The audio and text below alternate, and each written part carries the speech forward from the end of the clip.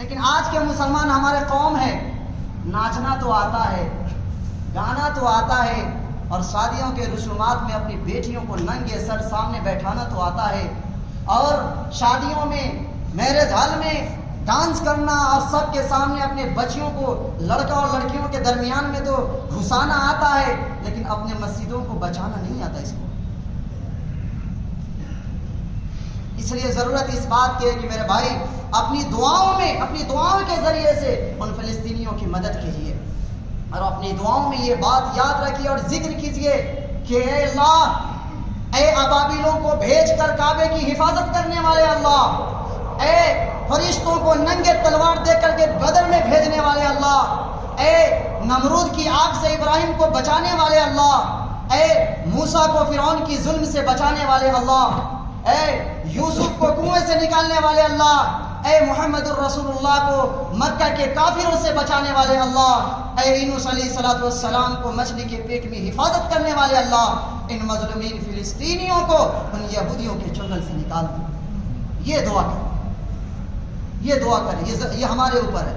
اب یہ دعا کب کارگر ہوگی؟ جب ہم تنہائی کے گناہ کو چھوڑیں گے تب، کیونکہ اللہ رب العزت ظالموں کے دعا کو قبول نہیں فرماتا، اللہ رب العزت نافرمانوں کی دعا کو قبول نہیں فرماتا۔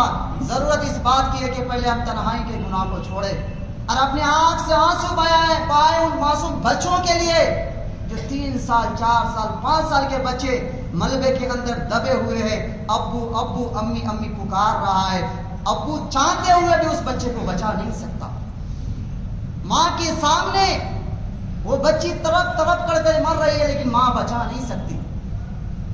یہ ظلم ان کے اوپر ہو رہا ہے۔ فلسطین کے وہ مسلمان ہیں جو فرض نماز سیکھنے سے پہلے جنازے کی نماز سیکھتے تھے، بچپن سے وہ جنازے کی نماز پڑھنے کی عادت ہے اس کو، ابھی وہ چھوٹے ہوتے تبھی سے وہ سیکھتے رہتے ہیں۔ آج جو یہودی ظلم کر رہا ہے نہتے مسلمانوں پر، ہمیں دعا کرنے کی ضرورت ہے کہ اللہ رب العزت اس کی حفاظت فرمائے، اور ظالموں کے اگر حق میں ہدایت ہے اللہ ہدایت دے دے، ورنہ نیست و نابود فرما دے۔ لہٰذا ہمیں سمجھنے کی ضرورت ہے، ہم سمجھیے، تاریخ کو پڑھیے اور سمجھیے کہ ہمارا تعلق کیا ہے مسجد اقصیٰ سے، ہمارا تعلق کیا ہے سمجھیے۔ ہماری 1 انچ اگر کوئی زمین لے لے، پوری دنیا سے لڑنے کو ہم تیار ہو جاتے ہیں۔ 1 انچ زمین کوئی لے لیتے، اگر ہمارے ایک آدمی کو کوئی مار دے تو پوری دنیا سے ہم لڑنے کو تیار ہو جاتے ہیں۔ اگر ہماری بیٹی کے سر سے کوئی دوپٹہ ہٹا دے تو پوری دنیا سے ہم لڑنے کو تیار ہو جا رہے ہیں۔ کیا وہ ہماری بات نہیں ہے؟ کیا وہ ہماری ماں نہیں ہے؟ کیا مسجد اقصیٰ ہماری زمین نہیں ہے؟ مسجد اقصیٰ ہماری نہیں ہے؟ کیا ان کی اس حفاظت کی ذمہ داری صرف انہی کو ہے؟ یہ تمام مسلمانوں کے لیے کہ مسجد اقصیٰ ہماری ہے، ہماری ہے، ہماری ہے، اور ذمہ داری بھی ہماری ہے کہ ہم اس کی حفاظت کریں۔ کسی شاعر نے کیا خوب اچھی بات کہی تھی کہ جلتی زمین آسمان جلتی زمین پر نہیں آنے والا، آسمان جلتی زمین پر نہیں آنے والا، اب یہاں کوئی پیغمبر نہیں آنے والا، اور پیاس کہتی ہے چلو ریت نچوڑی جائے، پیاس کہتی ہے چلو ریت نچوڑی جائے، اب اپنے حصے میں سمندر نہیں آنے والا، اور اپنے کعبہ کی حفاظت تمہیں خود کرنی ہے، اپنے کعبہ کی حفاظت تمہیں خود کرنی ہے، اب ابابیلوں کا لشکر نہیں آنے والا، اب ابابیلوں کا لشکر نہیں آنے والا۔ اور ہر مسلمانوں کے اندر یہ جذبہ ہونی چاہیے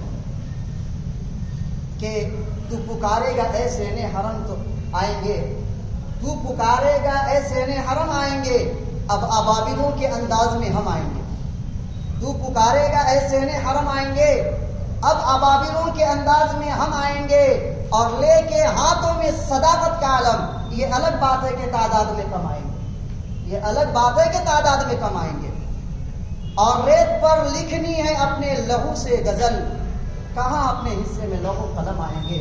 اور جب بھی اور آ ہی جائے گا ابراہیم سے صفت، جب بھی اللہ کے گھر میں کوئی صنم آئیں گے، جب بھی اللہ کے گھر میں کوئی صنم آئیں گے۔ میرے بھائیوں یہ بات یاد رکھیے کہ جب بھی یہ یہود سر اٹھائے گا، جب بھی یہ یہود مسلمانوں کو مارنا کاٹنا چاہے گا، تو کوئی نہ کوئی مرد مجاہد ضرور آئے گا اس سے مقابلہ کرنے کے لیے۔ لیکن یہ بات یاد رکھیے کہ ایک صف میں ظالم ہوگا تو دوسرے صف میں مظلوم ہوگا۔